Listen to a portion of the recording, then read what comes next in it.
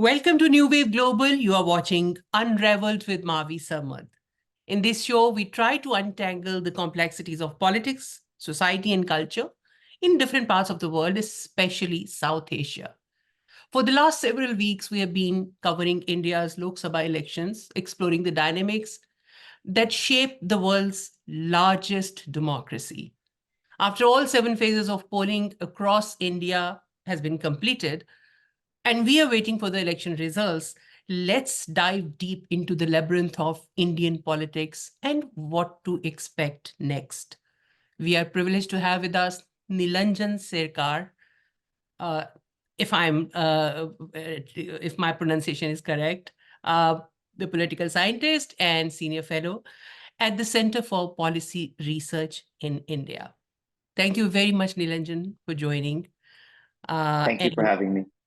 Yeah, and I know you are traveling and you are right now, you're not in Delhi, you're in Singapore, and still covering election. And I know that you are about to be in a live telecast for, commenting on Indian elections because I think News Laundry is all out for this discussion and very, great programs. So thank you very much for joining in after, during these very busy times. Thank you. I was just, so let's first discuss about, while we are not discussing election results, we have discussed exit polls since last 2 days. So there's so much of discussion around it. What I wanted to ask you, many things, but first, you have seen the exit polls. We all have,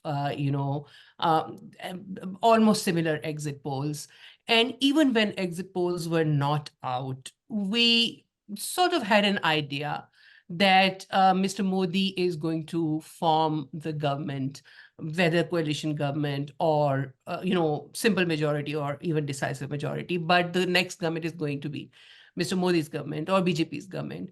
Um, Outside India, there is an image of a person, of a strong man about Mr. Modi, a strong man from a political party that has a very, sometimes it feels it's alt-right ideology, also has a track record of communal rhetoric attached to him, which he makes it easy for others to to brand him so. Uh, but even then, with all of this track record, in a country like India, which is formidably diverse, I don't know any place in the world which is as diverse as India is, in terms of ethnicity, in terms of religion, in terms of caste, in terms of social other backgrounds, um, very diverse country. In such a country, a person like Mr. Modi and a party like BJP, who have a very, very strong track record of communal politics and communally charged religious faith-based politics, which is, by the way, not allowed, as I know, in Indian constitution. You cannot run your election campaign based on faith. With all of that, don't you see a contradiction? How come it became possible for Mr. Modi to be so popular in such a diverse population? So I think there are two parts to that question, right? So one is, how does a single person become so popular in something like Indian politics? And there I'm going to give a slightly long answer. So in India, we have been seeing a phenomenon from the 1990s onward, where um, regional parties at the state level are vehicles for single individuals. Now, systematically, many of these regional parties, which were vehicles for single individuals or families, consolidated power. So many of the things that we associate today with political centralization at the national level, with Modi as a strongman, are things that we've been seeing at the state level for a very long time: control of police, control of media, control of business, use of police against political opponents. You can take many, many parties across India at the state level, and you will see that phenomenon. Modi also, as we know, started as a formidable chief minister. in Gujarat. In many ways, he's the first prime minister who really made his credentials as a chief minister and then became prime minister, right? So he really also picked up this model. He also ran Gujarat with an iron fist. He also centralized politically within the state, within the party in Gujarat. And in some sense, what we've seen now is a scaling up of a model that was already developed in the 1990s that he also perfected in Gujarat. So that explains a little bit about why Modi governs as he does, right? I mean, that's a fundamental part of how politics is being reshaped in India. And Modi, in some ways, is a prototypical example of that kind of political centralization. The question of, why now in terms of, polarizing religious rhetoric, Hindu-Muslim rhetoric, what the BJP represents, that's in many ways a much, much more complicated story, right? The BJP and Hindu nationalism predates Modi. In many ways, what Modi and his right-hand man Amit Shah have been doing is in some sense consolidating power within the party, but also within the movement, right? And so much of what is happening now has to be directly credited to Modi, right? That's the most fundamental shift we've seen in Indian politics. Just the sheer orientation of all things institutional and media towards the prime minister. So when we think about why the polarizing rhetoric, I think it has two things. First, I think we should not, look over the fact that there has been rising Hindu national sentiment since the 1990s, since the destruction of Babri Masjid. Now a Ram temple is built in its place, and what that did in terms of bringing energy and finances to a movement. But I think another thing that happened is that a fundamental part of what Hindu nationalism represents is a certain frustration with political federalism, that diversity you were talking about in India, right? The great thing about diversity is that it has compromise. The bad thing about diversity is that it can make things very slow. Everybody has to compromise. So one of the things that we started picking up in a lot of the data, actually, even before Modi came to power, was an extraordinary increase in people's sort of frustrations with diversity and multiculturalism and compromise, the demand for a strong leader who makes decisions quickly. And so in many ways, Hindu nationalism and the idea of creating a uniform Hindu identity to rule the country, to have to deal with these messy contradictions of religion and caste and so on and so forth, became very, very attractive also as a political tool and as a political reason for the kind of political centralization that we saw. As I've seen the coverage of Lok Sabha elections this year, I have seen a lot of ground reporting from different media outlets. And what intrigued me was there were many communities, for example, there were Muslims, for example, there were people from scheduled castes and OBCs who were quite pro-Modi. I mean, who did not seem anti-Modi, at least. What's the reason for that? I mean, Mr. Modi has been quite generous in his comments against the Muslims, and but even then, there are people from these communities who you see defending Mr. Modi. So I think we're now coming on 10 years of Prime Minister Modi's rule, and if the exit polls are right, or if much of what we sort of have guessed is right, he'll be coming back to power. The orientation, I sort of alluded to earlier, but the orientation of the system to a much greater extent than anything we've ever seen before in India is about branding in the image of Modi. So, one of the things that we have seen in India is a drastic expansion of the welfare state in terms of cash to citizens. And the cash that's going to citizens, not just ration benefits, but cash for various things, for being a farmer, so on and so forth, is very explicitly branded in the name of Modi. You get ration packets with Modi's image on it, right? With Modi's face on it. all of the the schemes are very clearly targeted around the image of Modi. This time, the BJP's party manifesto was called Modi Ki Guarantee, right? Modi's guarantee, right? So the sheer orientation of politics, of media, of political institutions, of the party organization to be able to, whenever and wherever possible, attribute government function and positive government function to Prime Minister Modi has been very, very important. And that's, I think, part of the reason why you see this, despite the kind of language that he uses against certain communities, right? And particularly against the Muslim community.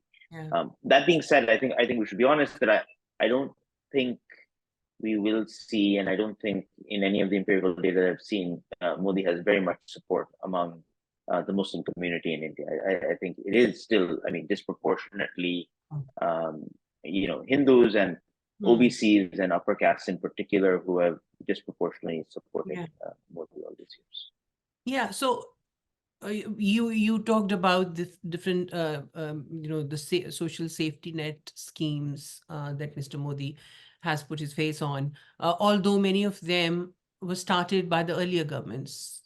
As far as I know, the ration scheme was started by Mr. Manmohan Singh, but Mr. Modi, probably expanded it and increased the amount, etc., etc. So, and he put his face on the ration ki kathelas and the other yojnas. All of them are, I think, targeted towards the poorest of the poor. Yet you see a lot of middle class and upper middle classes. They are the ones who are really, really aggressively pro-Modi. So what has Modi done for the middle class? And if I slightly change the question, is the anti-Muslim rhetoric, the Hindutva narrative cannot be the only thing that gives Mr. Modi such a strong electoral power. So the yojnas are for the poorest of poors. Mr. Modi's power is among the, especially the urban middle classes and upper middle classes and the elite classes as well. So what then? There must be something which is in addition to the Hindutva narrative and yojnas. Look, I don't think it's just about resources to the poor. I mean, I think that is the important part of the resources isn't money or benefits getting to the poor. It is the ability of Modi to reach these populations by branding himself. So there are many, many people in this country, in the poorest classes, that almost anything they see from the government has Modi's face on it, right? It's a way of building a direct connection between the prime minister and the citizen. In the case of middle class populations or more educated populations, I would say the sheer control that the BJP exerts on media in particular and on other institutions means that I don't think, unless you're an average citizen seeking out alternate media in some way, and now increasingly we do see some alternate media, stars on YouTube and Facebook Live, and these people start showing up in India.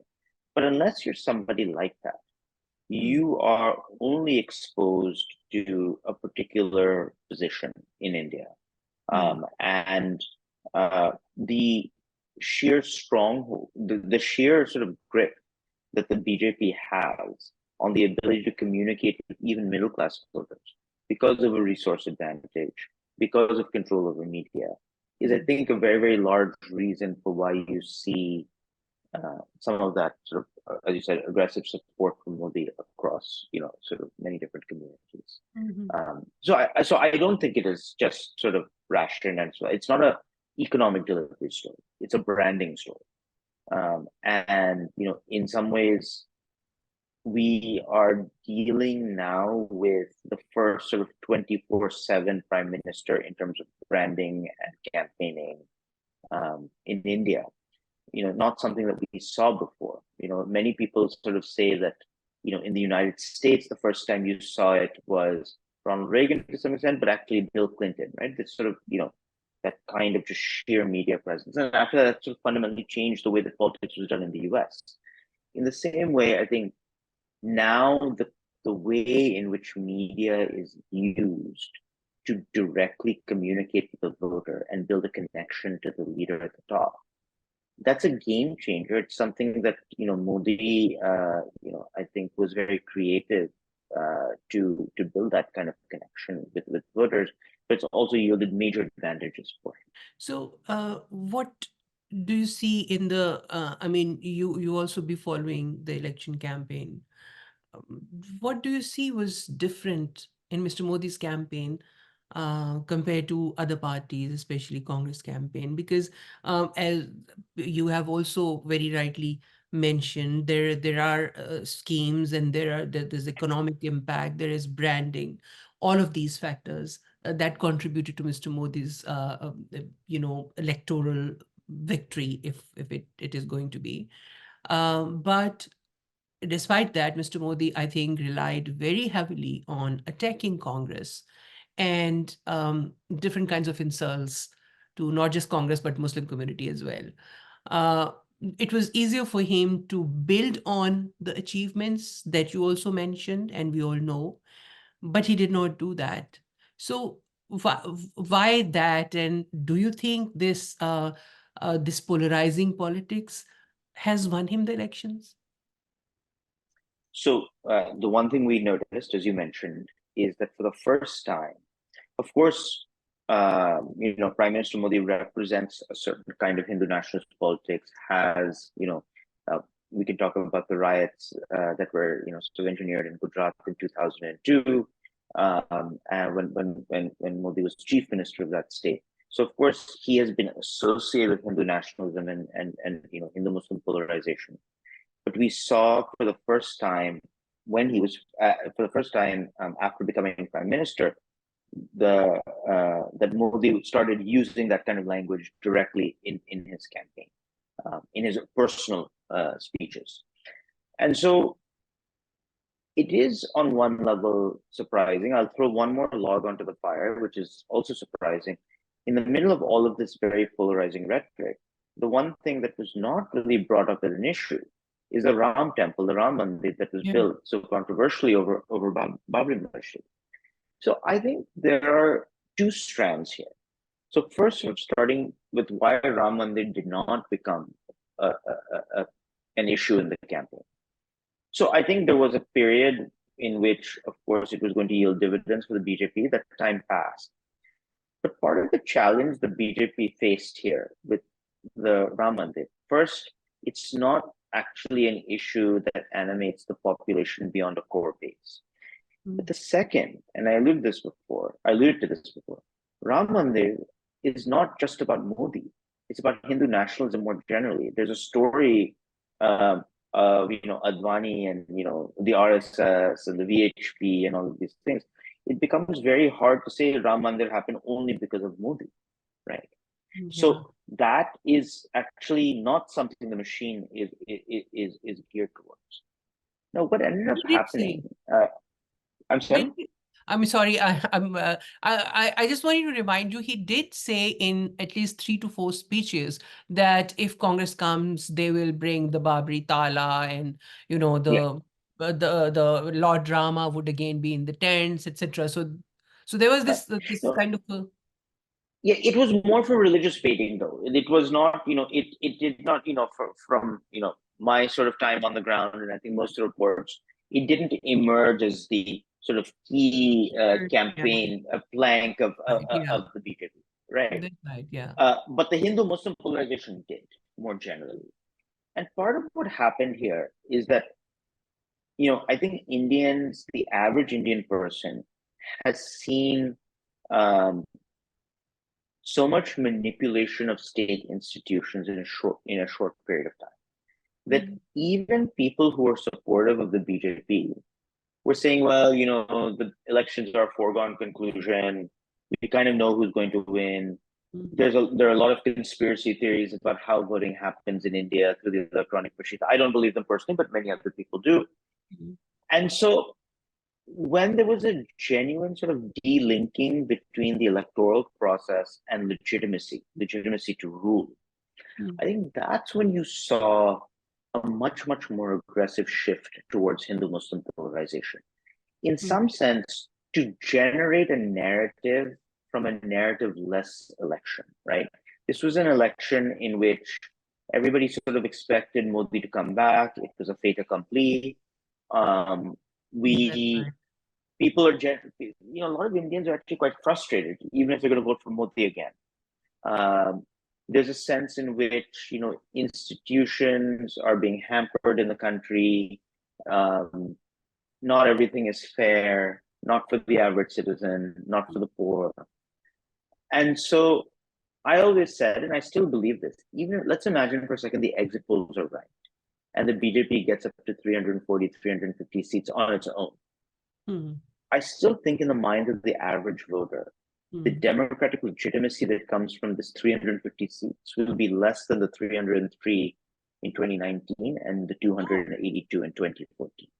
that's Because very it's not just about winning, it's not just about how many seats you win, it's about the contest, the extent to which there's the last two elections really saw a Modi wave, right? We saw an expressive vote towards the BJP.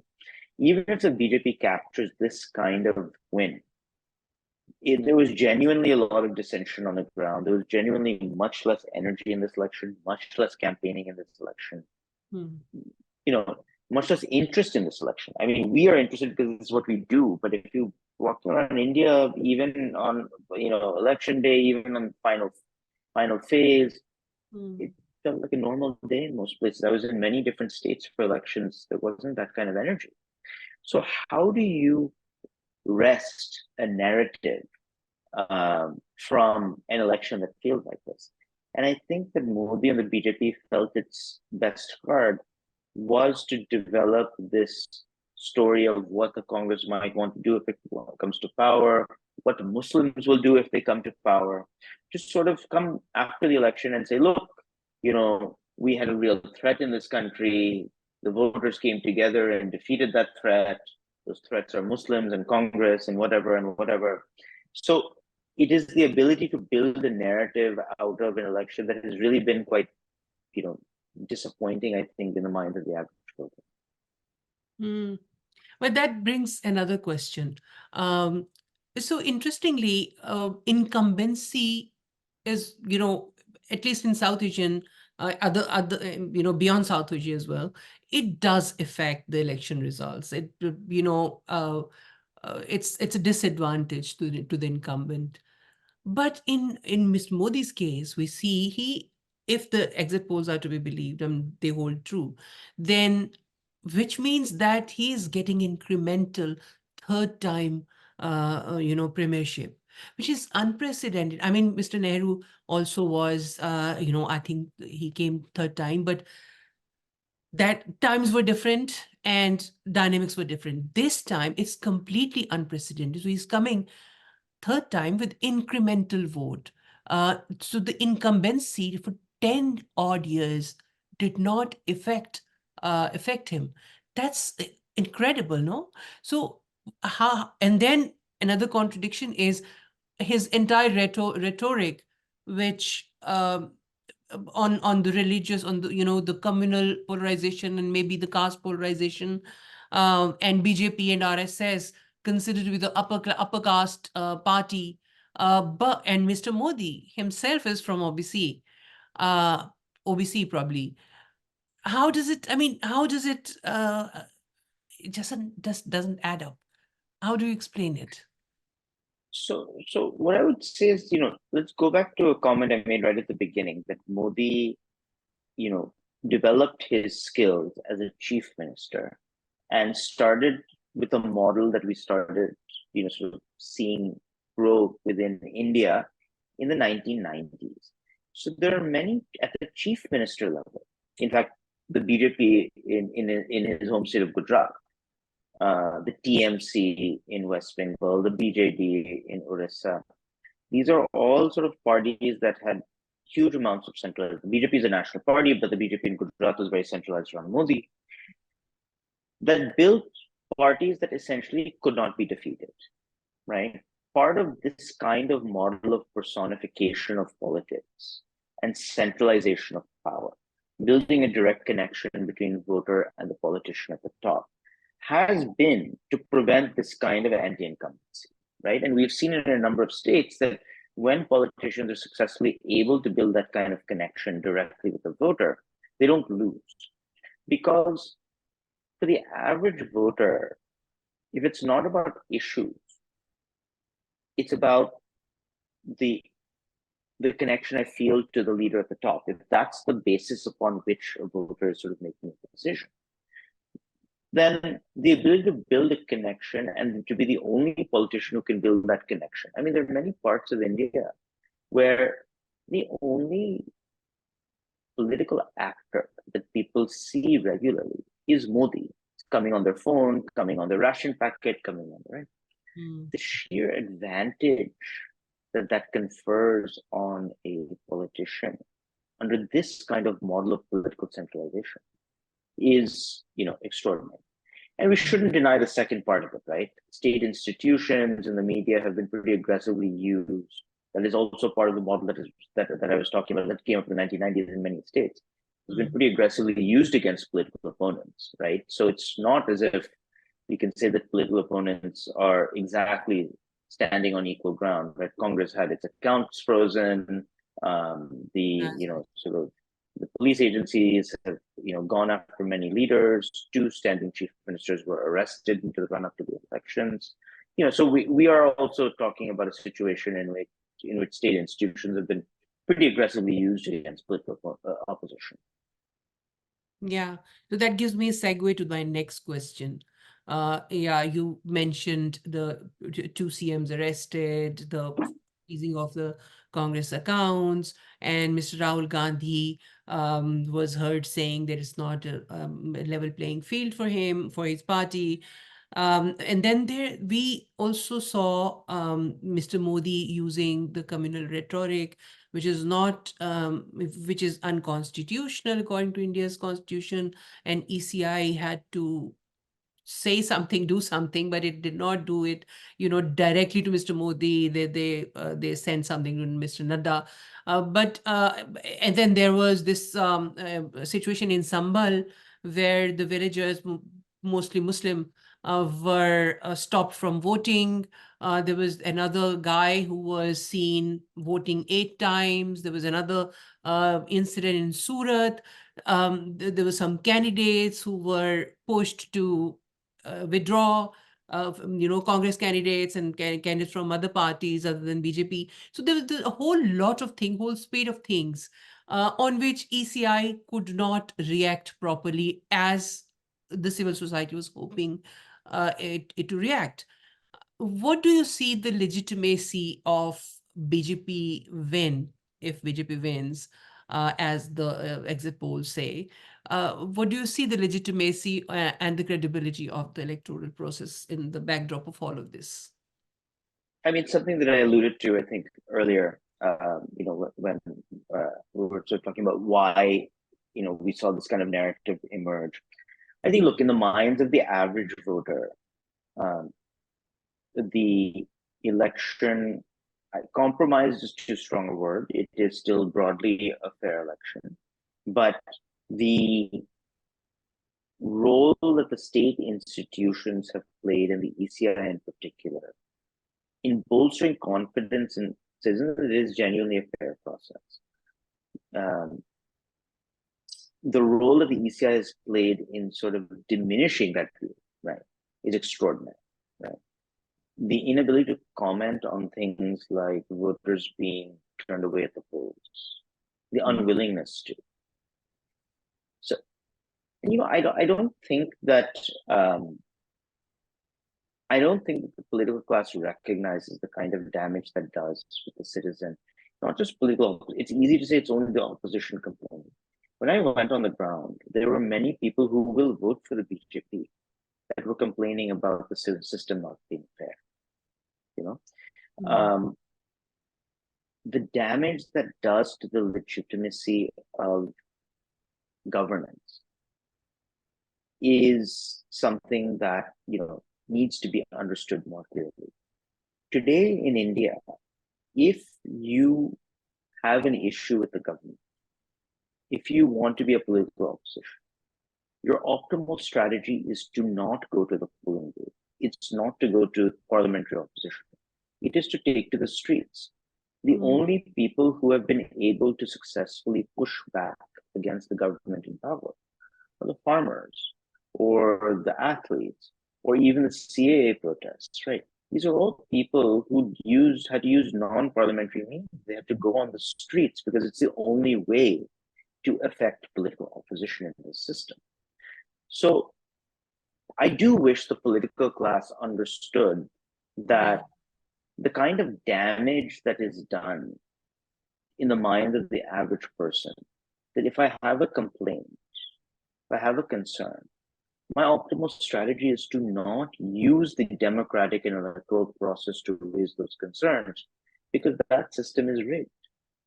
That I don't believe that it's rigged, but if that is something that an average person feels, then this is the kind. Then you are talking about a certain emptying out and hollowing out of the democratic process that we've associated with India, that we hold so dear.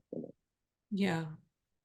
All of this happened, but still, fortunately, it's still not comparable to what happened in Bangladesh, in the elections, or in Pakistan, where the entire electoral process is hijacked by the military establishment. So, so do you see India going towards that anytime soon, or you see, because I personally think that Indian institutions are too strong to go to that point very soon. But if Mr. Modi comes, and he's coming again for the third time, the capture of the institutions would be so complete, don't you think? So in that scenario, what do you think would happen?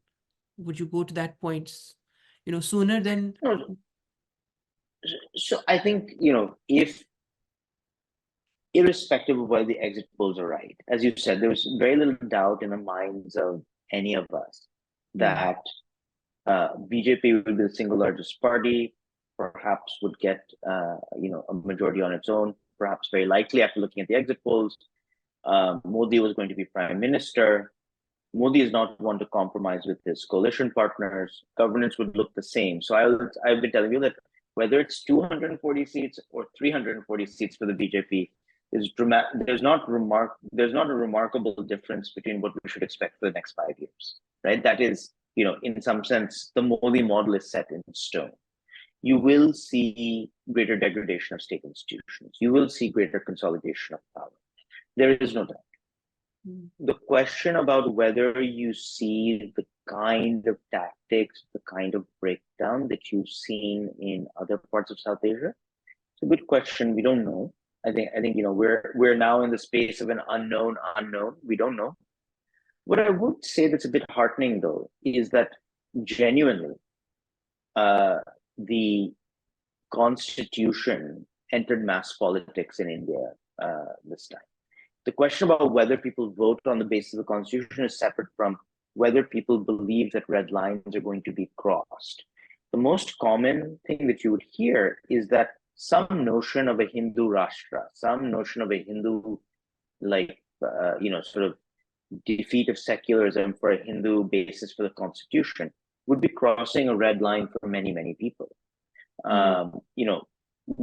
Is that enough to not vote for Modi? Maybe not, right? I mean, it's like the polls are to be believed. But it does tell me that A, Indians have shown successfully the ability to fight the government by taking to the streets. And B, if you impinge on certain rights, I'm convinced that I think many people will take to, maybe the government will be able to, strong arm with military and internal policing and so on and so forth. But at a minimum, it would be very ugly. It wouldn't just be a fait accompli. It wouldn't just be, everybody rolls over. I don't think that would happen. Yeah. I mean, I think one of the key variables we don't talk enough about in India, is a big change, is that in India, the action is not in the military, it is the paramilitary, right? It is the internal security forces. And the extent to which the internal security forces have been strengthened and surveillance has been strengthened over the last 10, 15, 20 years um, does actually change the game a bit, right? The ability to police your internal population when there's unrest and to, bring in, quite honestly, military grade weaponry and so on and so forth. That has changed quite a bit. So what I would say the question mark for me is not the Indian citizen. The question for me is the technology of repression has changed drastically, not just in India, but around the world. And if such a time came to pass, would we be looking at, successful repression when 15, 20, 30 years ago, that kind of repression simply wasn't possible? That's right. You have already answered my next question. It was about how do you see what will happen to Indian democracy if Mr. Modi comes for another term? So you have already answered that. But so the last question, just for the sake of it, I'm just worried about the fate of media. The independent media in, for example, Pakistan and Bangladesh both is completely down the drain. In India, we see the mainstream media, most of the mainstream media is already captured by Mr. Modi. So what do you see the future of the media and freedom of expression in India? I mean, the media is going to have a tough time. I don't think there's any doubt. What it's so, as I tried to argue, the logic of branding, the logic of controlling the narrative and building a connection between Modi and the citizen is so important to how these guys govern. The media is the first thing that that is thought to be controlled and micromanaged. So the media will have a tough time, right? I think there's no doubt that.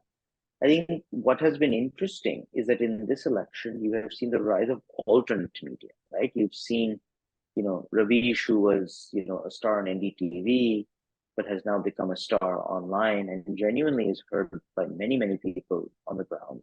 Even in sort of, faraway villages in UP, we were hearing Ravish, Dhruv Rathi. These are sort of people who have become stars on Ajit Ranjan. YouTube. Like, yeah, exactly.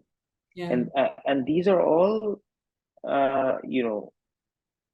making political commentary that would not be allowed in mainstream media.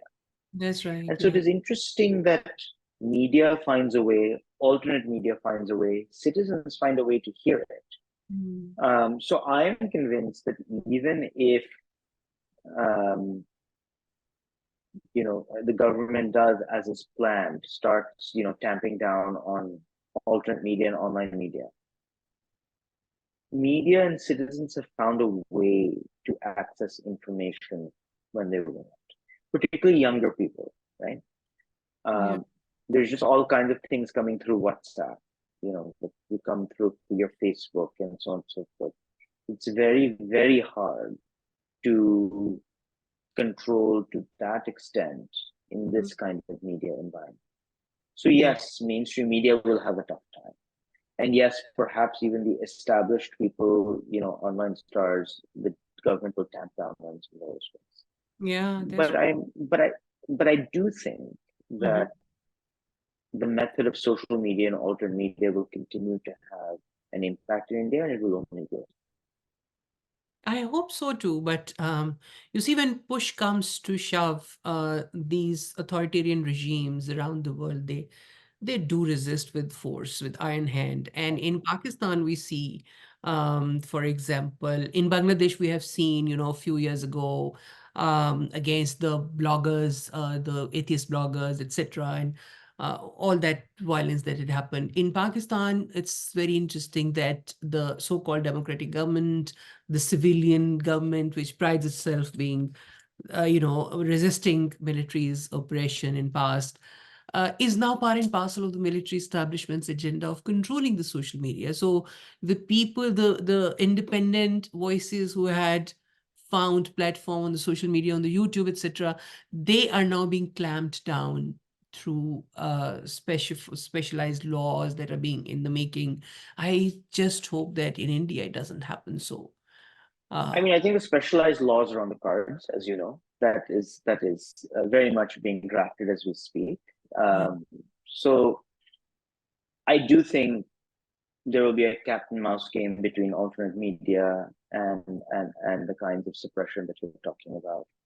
mm, Um, and we'll just have to see, right? I mean, I think, we are, as I said, we're in an area of unknown unknowns, because the yeah, technology of repression has never been to the extent that we see it today, the extent of surveillance that one can do, internet shutdown, the use of internal policing, the ability to come and take somebody's computer and phone and clone it to find out all about that person, right? There are things that are just possible today from policing and surveillance and repression, weren't mm, possible before.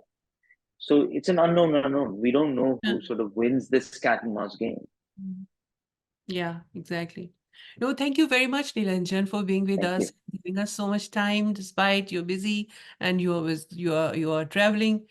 So thank you, and we'll keep bothering you in future as well. Whenever you can, please do come and join our discussions.